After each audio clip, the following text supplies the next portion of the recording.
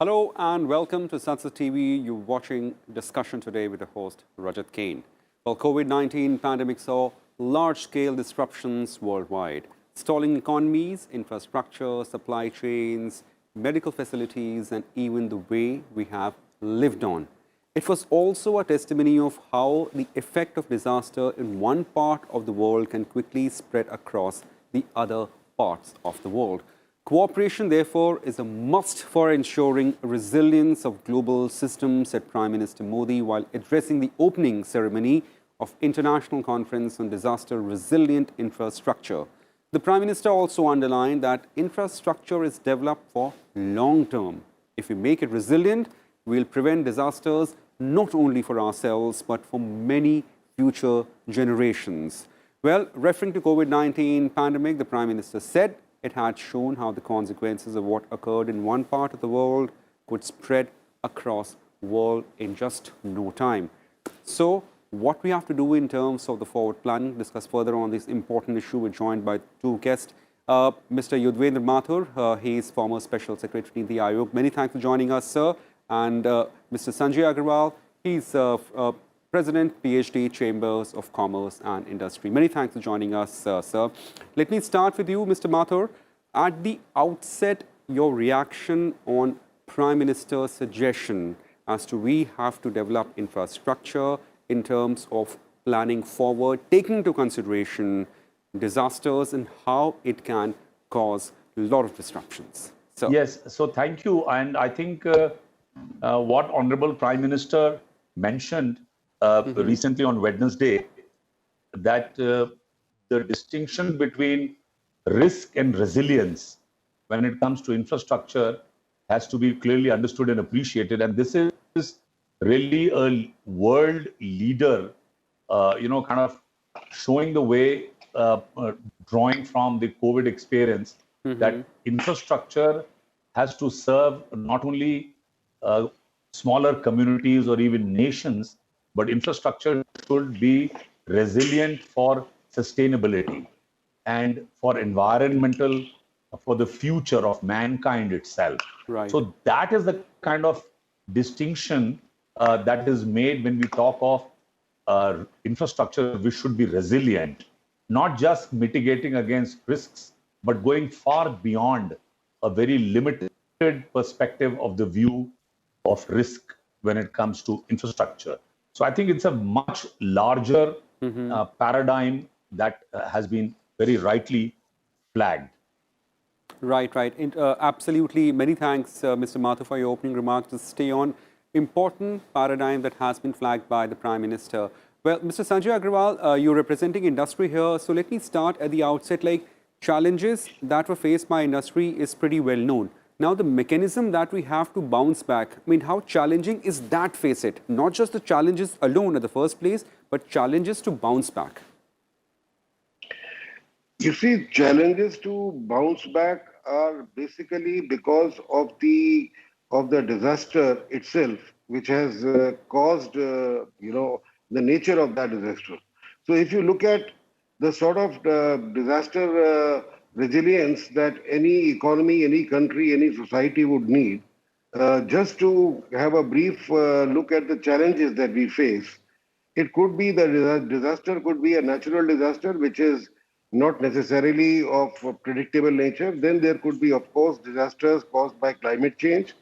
There could be disasters could be difficult to classify whether human intervention or as a matter of chance, like COVID. We are still debating whether it was caused by human intervention or it was something that was a natural phenomenon, but it is something which has put up the whole world into a suspended animation for a long time. There can be accidental disasters also, just due to any sort of carelessness, any mistake on part of somebody crucial. For example, somebody may be controlling a floodgate and a mistake in some computer processing or some mistake which could cause huge downstream issues. There could be, then there are other issues like many countries suddenly changing their stance or policies, sometimes due to, again, the disaster or situation they face, but then they have a ripple effect on others. For example, the way China suddenly banned a huge outflow of crucial inputs for the world supply chain when itself went into the COVID impact. And then some of it could have been its compulsion, some of it could have been a policy. Either way, it had an impact on the worldwide resilience of the infrastructure. And in now today's situation, cyber attacks are the other challenge, which can cause a huge disaster.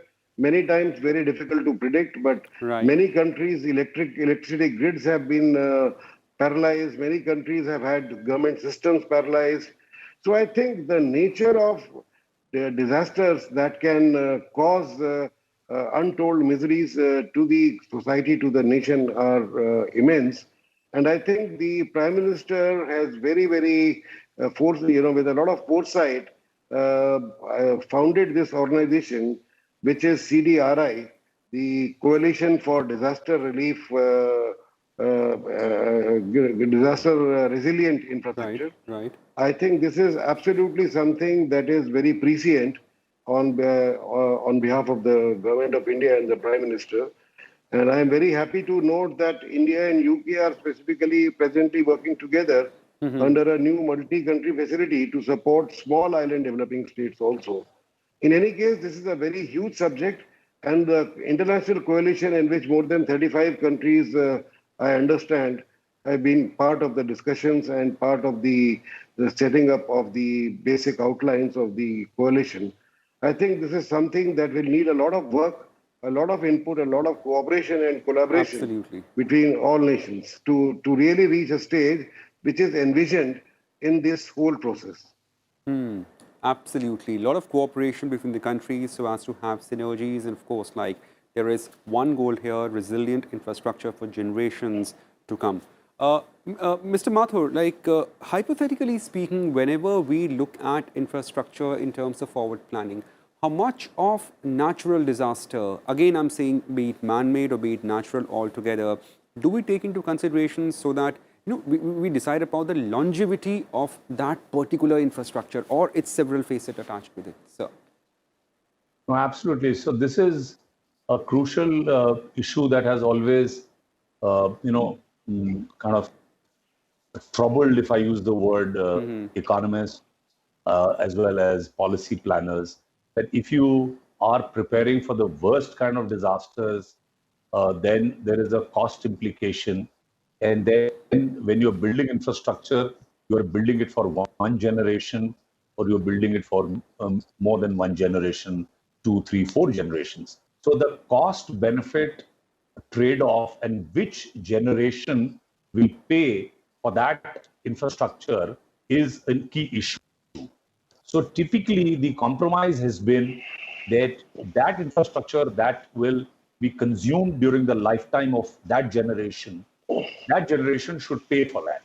So typically, let us say rolling stock, when you are building a railway track, the railway track will be used for maybe 100 years.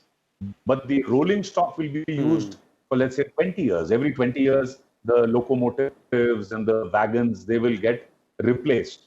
So we can push the cost burden of the railway track to future generations, but we cannot push the cost of the wagons and the bogies to future generations. So I think this is a very simple way of looking at infrastructure funding and financing. But what the Prime Minister and this coalition that he has set up, he led it last year. He called upon countries to form this coalition, and now the global community is kind of getting together. So what he's saying is, it is the sustainable developmental goals that should be, really, we should set our eyes on that 2030. And one of the sustainable development goals is a planet that is available for many, many future generations. So he's talking about infrastructure that does not hurt the future generations, let's say, shifting to clean, green energy. And the International Solar Alliance is one of the actionable points that the Prime Minister actually showed to the world in the Paris in 2015 when he and the French, the Indian leadership for the Solar Alliance is acknowledged as one of the very powerful global forces for coalitions. And like Mr. Aggarwal was saying, the private sector across these countries, across continents are collaborating. The vaccine development for COVID is a great example. The kind of global energies which have got together to address a global challenge. So what the Prime Minister is really saying, the behavior change should be there and not led by greed. So what typically private sector is, we allege and we say that the private sector is driven only by greed. So I don't agree with that hypothesis. Private sector is not driven by greed. It appears that some private sector may be, but that number is small. And the larger number of private sector are very committed to green products, to sustainable manufacturing of products. And they are really the partners that are now coming into the whole infrastructure space. And the private sector thus needs policy frameworks that encourages partnerships between private sectors globally and a very strong supporting intergenerational behavioral change culture. So it is that Vasudhaiva Kutumbakam, the whole world is our family. That is the leadership that our ethos, our civilization has all along been sharing with the world. And I think that's what Prime Minister Modi is bringing up to the global stage, that for resilience, which is just not risk, because risk gets very small part of the whole pie. The behavior change, education of people is where we need the infrastructure to kind of be geared towards. And aviation, shipping, digital network is already there. Now what Modi is saying about one sun, one world, one grid. He's talking about a world solar bank. So energy across the world is available only from solar.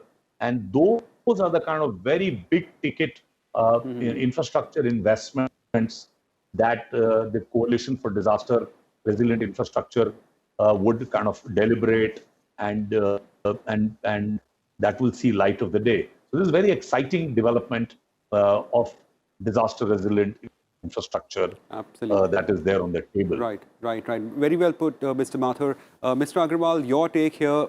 I mean, Prime Minister's emphasis on, as great as Mr. Mathur summed it up, of course, like infusing or fusion of several industries worldwide so as to create infrastructure for everyone in generations to come. I think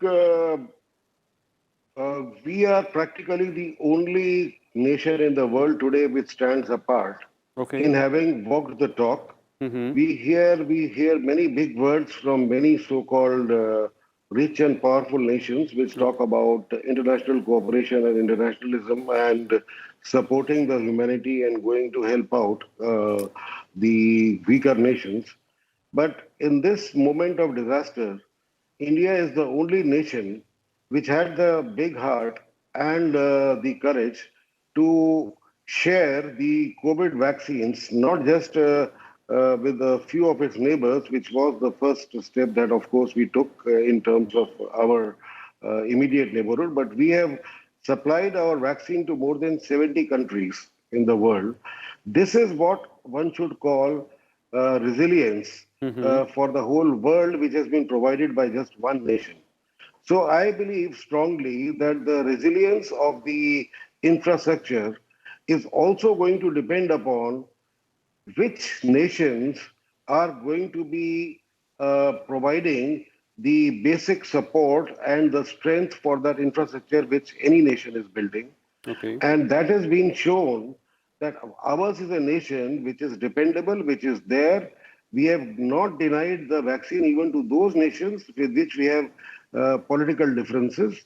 We have gone out and helped one and all. I think that is what is also going to be a major building block. So disaster resilience across the world is going to also include this definition of who is the dependable partner for the infrastructure. And we as a nation have really varnished our credentials and proved our credentials. And these, as Mathur Saab just mentioned, these are things that don't change overnight. National interests, national cultures, national policies don't change overnight with the change of a government or a politician. These are long-term surviving traits of a nation. And India has survived on that same structure for the last 75, nearly 75 years, and we intend to do that for the next hundreds of years. So that is also a very important part, of course, for the infrastructure resilience. The other part is the resilience in terms of physical other assets that one needs. I think India has been a major contributor to the resilience in terms of the cyber networks. We are one of the major producers of software, major developers of software in the world. And there also we have done quite a bit from our side in ensuring that there is a minimization of risk. Of course, there will always be cyber attacks. There can always be some virus that could be introduced, and we have suffered from the virus both of the biological kind, and we have seen so many of these viruses of the cyber kind. So I think from our side, we are taking every possible step. The Prime Minister is taking the lead in this coalition of disaster resilient infrastructure. So it is going to be a mix of actual steps that we need, actual cost choices that we make, whether what is for long term, what is for short term, and also the choices that we make in terms of partners for the resilience of the infrastructure. That's my view. Right, right, absolutely. Mr. Mathur, like as we are about to go towards the close of show now, I mean, Prime Minister emphasized essentially also on the COVID-19 pandemic and its after effect.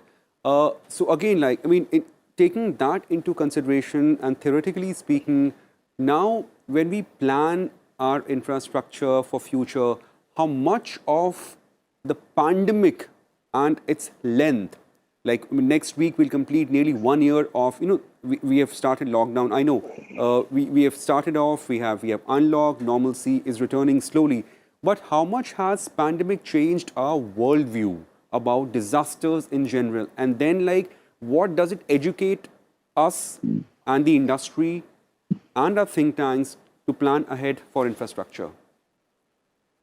Yeah, that's very critical. See, I think the greatest learning is that together we can tackle any challenge that comes. I think that is one large learning. When the pandemic hit us and we went in a lockdown, and people were bottled up at home, and it seemed very gloomy. In fact, I will use the word scary. People were scared. Absolutely. But then the tenacity, the determination of the common man, the solutions that the common man can bring in, small enterprises, technical people, that's not only the scientists, every kind of entrepreneur, the kind of ecosystem that got built up out of this challenge is a strength. So we've not only India, but you see across the globe, these challenges throw up the best of humankind. And the vaccine development alone, or the manufacture of vaccines, technological breakthroughs, it is in these moments that the best of mankind came to the fore. And I think that is where the leadership goes out and reaches to the persons, listens to them, gets their suggestions, implements suggestions that come from across the spectrum. It is not only a small number of think tanks or researchers who are consulted.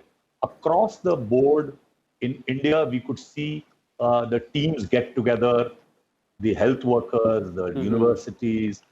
So I think India realized, and I think this is where the strength of our economy is now, that we are Atmanirbhar. We can manage, we can manufacture, we can get together in times of crisis, and we can deliver high quality products to ourselves. What it only needs is that we put in a little hard work and we get the right encouragement and support. I think that has come as a very strong policy tool. Go out to the people, consult them, open up their energies, get them to get onto the ground, and the best will come out of a nation. I think that's where we are poised as we are moving towards a 5 trillion economy. And many of us have no doubt that our economy is on a V-shaped recovery. The figures are already showing. Our productions are going up. There is a mild dose of inflation. But I think the call for a global leadership by India is not being missed out, and we are playing that role impeccably. Absolutely. Mr. Sanjay Aggarwal, your take, taking consideration into the length of pandemic, how has it changed the worldview of industry in terms of future planning? And of course, now as we have seen the role India is playing, and yourself emphasize that we are among very few nations who actually walked the talk.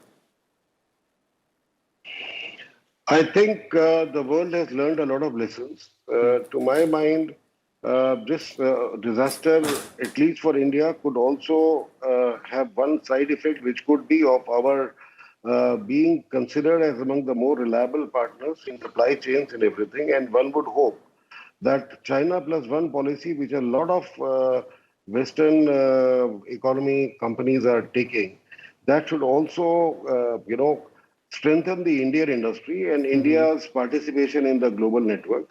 India has been very proactive even during the COVID times when there were lockdowns. I think our telecom network stood us in very good, stood up very well for us.